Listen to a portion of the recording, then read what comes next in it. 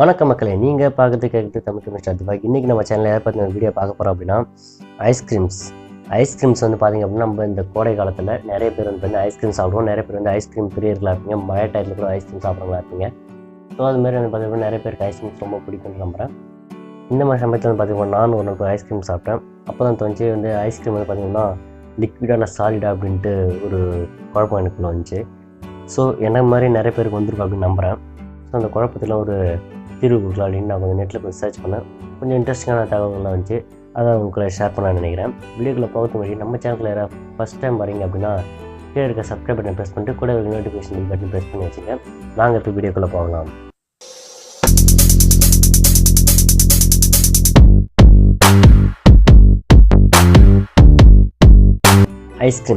Ice creams முதல்ல சாலிடாக இல்லை லிக்விடாக தெரிஞ்சது முன்னாடி அதை முதல்ல எப்படி உருவாக்குறாங்க அப்படின்ட்டு தெரிஞ்சுப்போம். பேசிக்காக வந்து பார்த்திங்கன்னா ஐஸ்கிரீம் செய்ய தேவையான பொருட்களை பற்றி பார்ப்போம். மில்க், அதுக்கப்புறம் வந்து பார்த்திங்கன்னா வாட்டர், சுகர், அதுக்கப்புறம் அது ஆட் பண்ண போகிற ஃப்ளேவர்ஸ், என்ன ஃப்ளேவர் வேணுமோ அந்த ஃப்ளேவர், அதுக்கப்புறம் வந்து பார்த்திங்கன்னா கலரன்ஸ், இதெல்லாம் தான் தேவை. ஸோ இது எல்லாத்தையும் வந்து பார்த்தீங்கன்னா மிக்ஸ் பண்ணி நம்மளுக்கு வந்து ஐஸ்கிரீம் மேக் பண்ணுறாங்க. அப்படி மேக் பண்ணக்குள்ள அதில் என்னென்னலாம் ப்ரெசென்ட் ஆகிருக்கும் அப்படின்னா 50% பார்த்திங்கன்னா ஏர் பபிள்ஸ் இருக்கும்.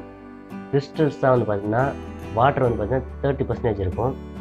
நம்ம சொன்னோம் இல்லைங்களா, மில்க் ஆட் பண்ணுறோன்ட்டு. மில்க் ஆட் பண்ணுறதுனால என்ன ஆகும்னா ஃபேட் மெட்டீரியல்ஸ் வந்து சேரும். இந்த ஃபேட் மெட்டீரியல்ஸ் வந்து பார்த்திங்கன்னா 5% இருக்குது. லிக்விட் சிரப், அதாவது நம்ம ஆட் பண்ண சுகர் சொல்யூஷன், ஃப்ளேவர், அதுக்கப்புறம் கலரன்ஸ், இதெல்லாம் சேர்த்து வந்து பார்த்திங்கன்னா 15% லிக்விட் வந்து பார்த்திங்கன்னா இந்த ஐஸ்கிரீமில் ப்ரெசென்ட் ஆகிருக்கும். இந்த லிக்விட் வந்து பார்த்திங்க அப்படின்னா ஒரு மிகப்பெரிய மாற்றத்தை இந்த ஐஸ்கிரீம் கொடுக்குது. என்னடா சொல்கிறேன், நீ மண்ணு வந்து இவ்வளோ தூரம் சொல்லிட்டு 50% காற்று இருக்குது அப்படின்னு சொல்கிறேன்னு நீங்கள் கேட்கலாம். ஸோ இந்த காற்று வந்து அதில் எப்படி போகுதுன்ட்டு இப்போ பார்த்துருவோம். எப்படியுமே நம்மளுக்கு நார்மலாக தெரியும், ஒரு சாதாரண ஒரு தண்ணியை முதல்ல ஒரு மக்லேயே ஊற்றுனாவும் அந்த இடத்துல வந்து பார்த்தீங்கன்னா ஏர் பபிள்ஸ் கிரியேட் ஆகுதுன்னு பார்த்தீங்கன்னா வெளியே போயிடும். பட் இந்த இடத்துல கிரியேட் ஆகிற ஏர் பபிள்ஸ் வந்து பார்த்திங்கன்னா ஃப்ளாட் கோபிள்ஸ், அதாவது இந்த கொழுப்புல வந்து பார்த்திங்கன்னா முட்டையாக வந்து கட்டிக்கும்.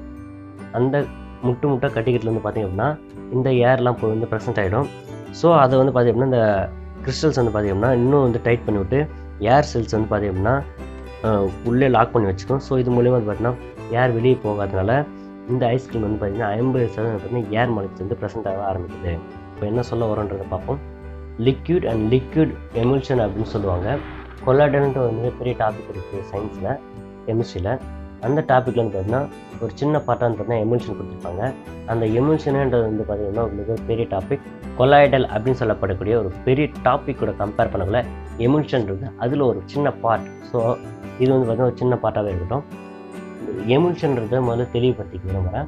பெயிண்ட் அடிப்பாங்க. பெயிண்ட் அடிக்கல வந்து பார்த்திங்க அப்படின்னா ஆயில் எடுத்து வந்து பார்த்திங்கன்னா பெயிண்டில் ஊற்றி அந்த பெயிண்ட் அடிப்பாங்க. அப்படின்னா தண்ணி ஊற்றிலாம் பெயிண்ட் அடிப்பாங்க. இந்த இடத்துல என்ன நடக்குது அப்படின்னா எமுல்ஷன் அப்படின்ற ஒரு வார்த்தையை பயன்படுத்தலாம். எமுல்ஷன் அப்படின்னா லிக்விட் இன் லிக்விட்.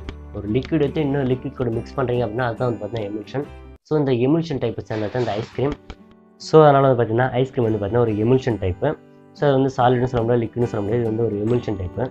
அதோட நான் இப்போ வந்து பார்த்தீங்கன்னா மறுபடியும் சர்க்கார் மூவி வந்து பார்த்தேன். ஸோ அதில் வந்து ஒரு டயலாக் வந்து வந்திருக்கும், நீங்கள் அதை பாருங்கள்.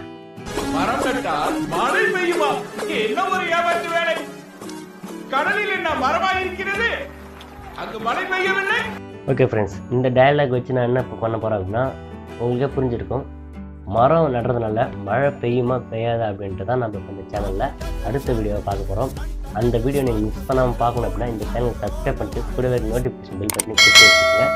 அடுத்த வீடியோ நாங்கள் போடும்போது கிளிங்குன்னு உங்களுக்கு வந்து அந்த வீடியோ வந்து சேர்ந்துடும்.